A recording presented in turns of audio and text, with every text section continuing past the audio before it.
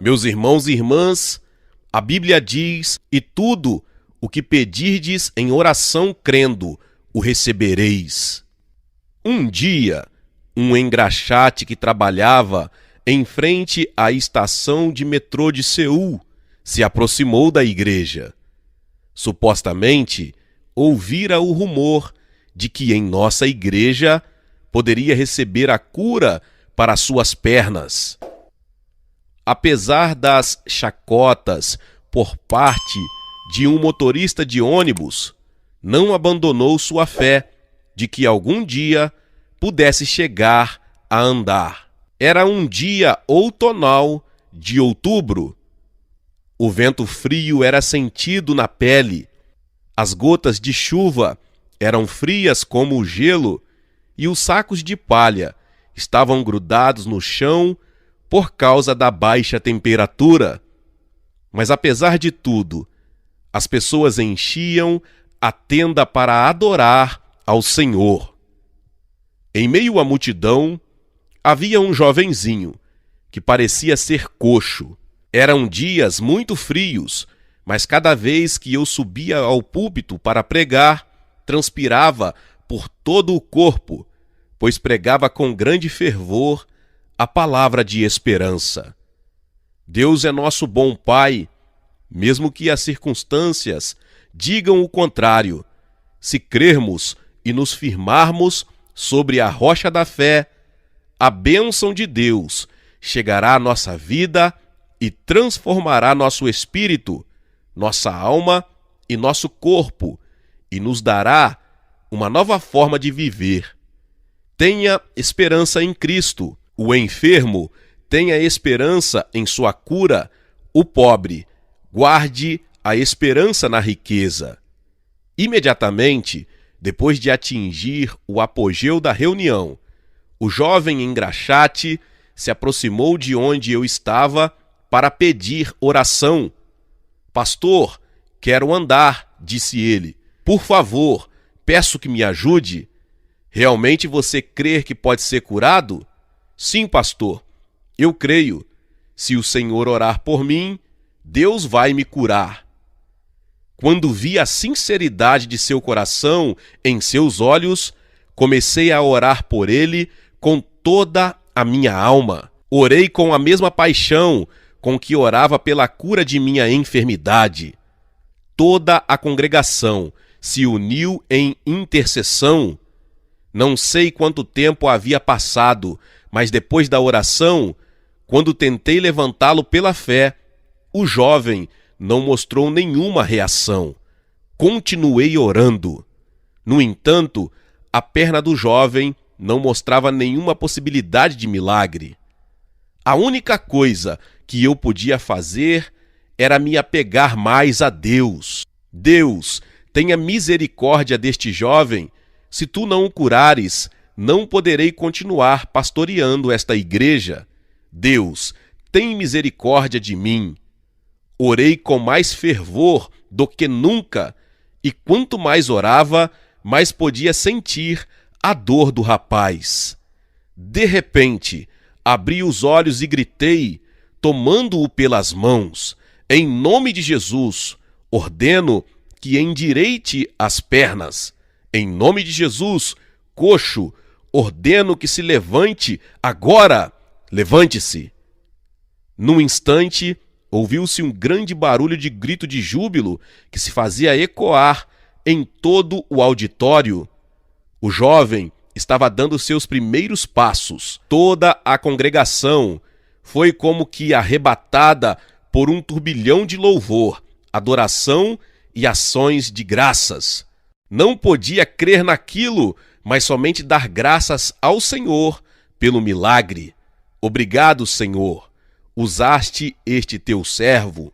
Toda a glória é tua. Desejo que o Senhor opere e use esta igreja de uma maneira sobrenatural. Nesse momento, o jovem coxo já não estava andando, mas sim saltando de grande alegria. Para ele, era como nascer de novo. Esse milagre marcou o começo de outra etapa na igreja. E por causa dos rumores que corriam de boca em boca, muitos enfermos começaram a vir, mesmo de regiões muito distantes. Pessoas com paralisia, artrose, tuberculose, gastroenterite, enfim, pessoas com todo tipo de doenças, vinham à nossa igreja e eram curadas pelo amor de Deus e o poder do Espírito Santo. Os bandidos também convertiam-se e tornavam-se membros da igreja. Entretanto, paralelamente, as finanças sempre estavam escassas. Daejodon era uma comunidade pobre, de pessoas enfermas e endividadas.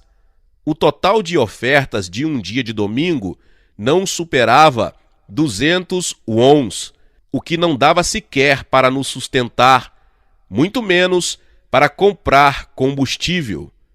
A pressão da escassez era algo que estava fora de controle. Comíamos sopa de milho, um pouco de pepino conservado com sal, e no dia em que se ofereciam sopa de fava, era o melhor banquete que podia receber. Viver era comer, e comer, viver. A remuneração que eu recebia no seminário por trabalhar como intérprete era de 3.000 wons. Destes, 500 eram usados para o transporte, 300 como dízimo e o restante, 2.200, era mais uma quantia simbólica. Com esse pouco dinheiro, a pastora Choi comprava farinha de milho e um pouco de carvão. A irmã Sung Hai, a filha da pastora Choi, contribuía com 3.000 wons que ganhava com aulas de piano que ministrava. Não demorou o dia em que a pastora Choi teve de vender seu anel de casamento para continuar sustentando sua família. A irmã Sung Hai começou a tocar órgão, um Yamaha que fora doado por um soldado estadunidense em todas as reuniões, até mesmo nas reuniões de oração pela madrugada. Ela se levantava às 4:30 da manhã, depois ia à escola de arte de Seul e à noite dava aulas particulares de piano. A pastora Choi e eu sempre lhe demonstrávamos nossa gratidão e compaixão pelo sacrifício que fazia pela família e pela igreja. Todavia, se não fizéssemos dessa forma, não haveria maneira de sobrevivermos. Mesmo com minha debilidade física, eu tinha de tomar um ônibus repleto de gente, traduzir os ensinamentos dos professores estrangeiros todos os dias. E no momento em que abria a porta da minha casa, caía no chão como se fosse um espinafre seco. Ainda assim, dirigia os cultos às quartas-feiras e às sextas-feiras à noite e todas as madrugadas. Além disso, pregava e orava com toda a minha alma. Por causa disso, todas as vezes que terminava de ministrar, sentia que iria desmaiar. A pastora Choi visitava diversos lares durante todo o dia, orava pelas pessoas nas reuniões da noite e sempre estava presente nas reuniões de oração da madrugada. Ainda assim, nunca se esquecia de jejuar. Somente podíamos esquentar nosso corpo com alguns lençóis e conseguíamos dormir por volta das 2 horas, porque a temperatura do quarto subia por causa do calor dos corpos. O fato de despertarmos às 4 horas para dirigir o culto era mais intolerável do que não dormir à noite. Meus irmãos e irmãs, certa noite joguei-me ao chão para dormir, pois estava muito cansado. De repente, ouvi a voz da pastora que me dizia: "Irmão Cho, eu trouxe água para você lavar o rosto. Aqui está a toalha.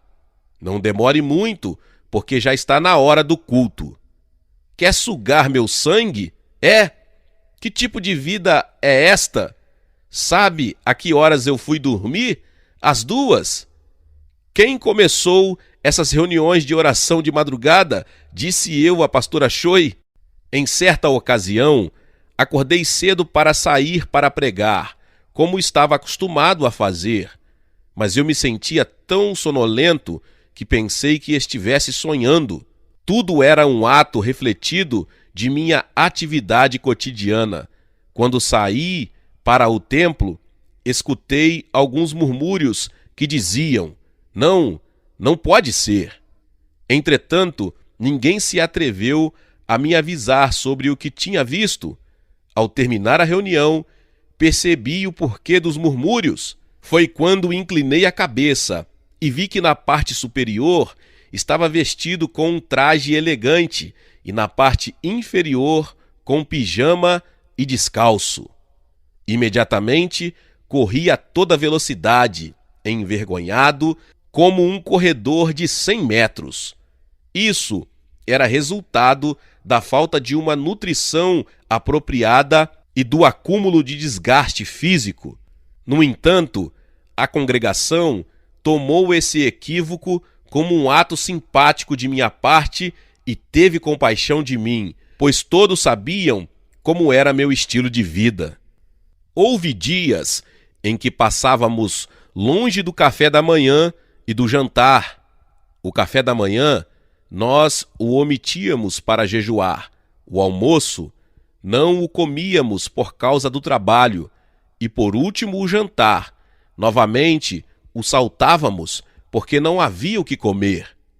Quando eu era criança, nem sequer os melhores manjares me satisfaziam, mas naqueles dias, arroz de cevada e sopa eram a melhor coisa que eu podia comer. Mas nem sequer isso tínhamos para nos alimentar. Os dias de fome me ajudaram a entender a miserável situação do meu povo. A pastora Choi sempre dizia que sentia dó ao ver um jovem que, tendo todo um futuro pela frente, estava sofrendo com ela no ministério, ajudando os pobres e necessitados com um salário de apenas 1.000 wons. Dias mais tarde, ela confessou também que sempre sentiu um pouco de culpa por não haver me deixado ir para os Estados Unidos, seguir minha carreira no ramo da teologia e por me colocar no ministério. Certa vez, a pastora Choi conseguiu um pouco de cebolinha verde e camarões. O cardápio do dia era sopa com camarões. Só com o cheiro, sinto que a fome já foi embora. Irmão Cho, desculpe-me por não lhe poder oferecer carne. Quase esqueci de que havia sido a última vez em que comera sopa com camarões. O destino voltou a zombar de mim. Um verme que estivera submerso subiu à superfície e estava nadando. Quem mais ficou surpresa foi a cozinheira, ou seja, a pastora Choi. Não pode ser, Senhor.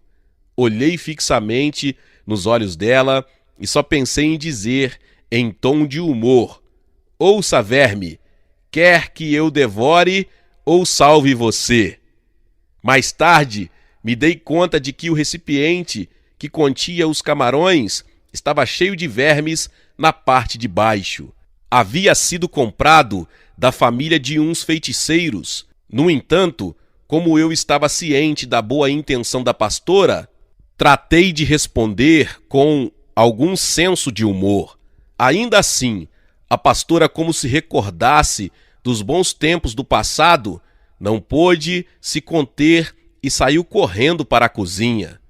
Um dia, enquanto eu estava no seminário, ouvi um rumor estranho que dizia que alguém tinha comprado o terreno que rodeava a nossa igreja em forma de círculo e que deveríamos abandonar o lugar. Eu não podia crer nisso e me dirigi imediatamente para a igreja. Mamãe, onde está? Preciso falar com a senhora. Calma, o que está acontecendo? Não ouviu nada? Dizem que alguém comprou todo o terreno ao nosso redor e que devemos abandoná-lo. O que está dizendo? Dizem que, porque os paralíticos e tuberculosos são curados, somos uma seita herética. Não compreendíamos nada. Se Jesus mesmo curava os doentes, ele também era um herege? Era uma perseguição fora do comum e vimos uma grande necessidade de travar uma batalha espiritual. Em vez de devolver as críticas, decidimos nos apegar a Deus. Começamos a gemer em oração e jejum diante de Deus, pedindo-lhe que solucionasse essa adversidade. Um dia, uma senhora curada de problemas estomacais em nossa igreja perguntou à pastora Choi o motivo de suas lágrimas, ao que a pastora confessou tudo o que estávamos sofrendo. 2 dias depois, aquela senhora se apresentou novamente diante da pastora Choi e lhe expressou a ideia de construir uma passarela. Disse-lhe ainda que seu filho a faria.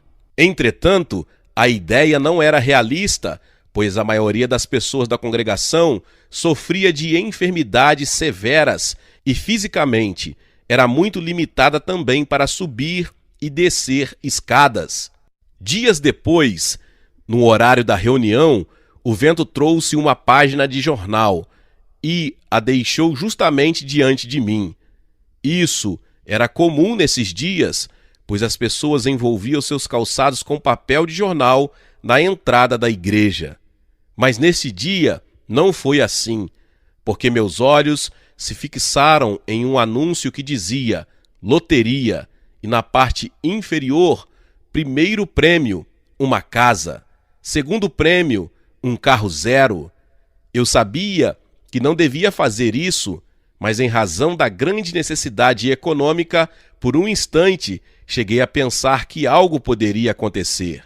A pastora Choi só conseguiu dizer: irmão Cho, o que é? Ah, já vejo, um anúncio de loteria. Loteria? Se fizermos isso no espírito e não na carne, você acredita que pode até ser um canal de bênçãos de Deus? Vejamos, primeiro prêmio, uma casa, segundo prêmio, um carro 0 quilômetros. Ora, melhor deixarmos isso aí. Somos servos de Deus e não deveríamos nos envolver com coisas desse tipo. Sim, mas não acredita que isto pode ser do Senhor? E você tem 200 wons para comprar um número? Eu só tenho 20. Naquela mesma noite, pedimos a uma pessoa um empréstimo de 500 wons. Finalmente chegou o dia do sorteio e nós nos dirigimos para o lugar onde seria realizado. Levamos algo de milho para comer e no metrô não paramos de orar em línguas e confessar: Senhor, eu creio. As pessoas nos olhavam, mas na situação em que encontrávamos, não dava para se preocupar com isso, porque desse sorteio dependiam as finanças da igreja. Para dizer a verdade, eu diria que estávamos bastante sérios. Ao descer do metrô e sair para a praça, o que os nossos olhos contemplavam eram 4 largas filas. As pessoas, que certamente também estavam na expectativa, já tinham vindo e ocupado seu lugar. Não demoramos a unir-nos à fila e continuamos orando. Fazia tanto calor que cheguei a sentir vertigem. Finalmente, chegou nossa vez. A pastora enfiou a mão no caixote e começou a orar.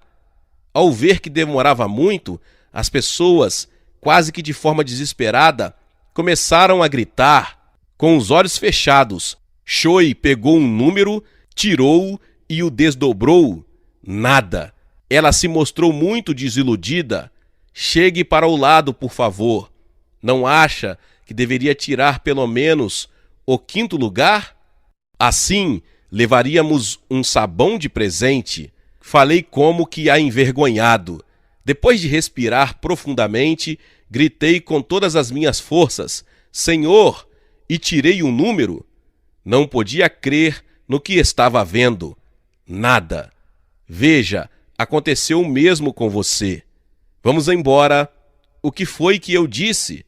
Eu falei que não deveríamos nos meter nessas coisas. Senti tanta vergonha que adiantei meus passos, mas percebi que ela também estava desiludida a tal ponto que chorava. Por que está chorando? Por acaso não sente vergonha? Não levei isso a sério. Deus nos ensinará um caminho melhor. Subimos no metrô, mas nos sentamos cada um em um canto, olhando pela janelinha. A desilusão era sentida no mais profundo de nosso coração. Nunca senti os ombros pesarem tanto e continuei orando, mas dessa vez com outro ingrediente, a queixa. Deus, não posso mais continuar. As finanças estão no fundo do poço e não temos sequer um centavo para aumentar a tenda. Vou renunciar ao ministério. Foi nesse mesmo instante, Deus me mostrou uma luz de esperança, apesar de minhas queixas, e no momento em que o cinema oriental de Soedaimon entrou em meus olhos, o Espírito Santo falou em meu coração. Filho, você consegue ver o cinema oriental? Sim, Senhor, eu o vejo perfeitamente. Quantos andares tem o prédio? 2 andares. Você crê que posso lhe dar um prédio maior do que esse? Amém, Senhor? Eu creio. A voz do Senhor levou minhas queixas e instantaneamente me arrependi de ter dito que desejava abandonar o ministério. Senti que Deus estava sorrindo. Eu me aproximei da pastora Choi e lhe disse o que o Espírito Santo me falara. Persuadi a pastora Choi a dizer amém, ao que ela não resistiu e disse amém. Depois daquele dia, não cessamos de orar por uma igreja maior que o cinema oriental de 2 andares. Foram dias de muito sofrimento e dor. Por que você acha que um simples anúncio de loteria me chamou tanta atenção?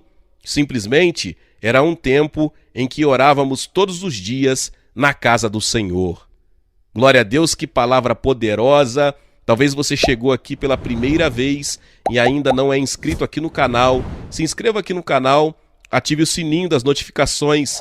Todos os dias são postados vídeos abençoados aqui no canal para te abençoar.